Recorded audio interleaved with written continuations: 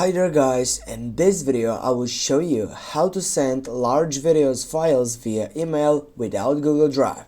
Now as you can see here it is, I'm on Google Drive, but what you need to do to get up that section without Google Drive, you need to get up into your Google section, then you need to type for WebTransfer, go for it.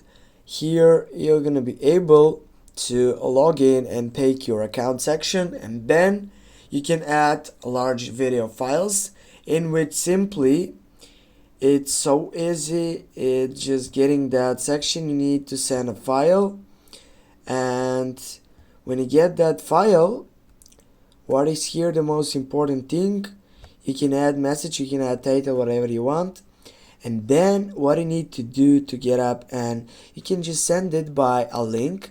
You're gonna get a link, and this link it will be getting up after transferring the section, and this link you're gonna just put it into email and send it to whatever you want, for example to your friends or your family, no matter, this doesn't accusation on it.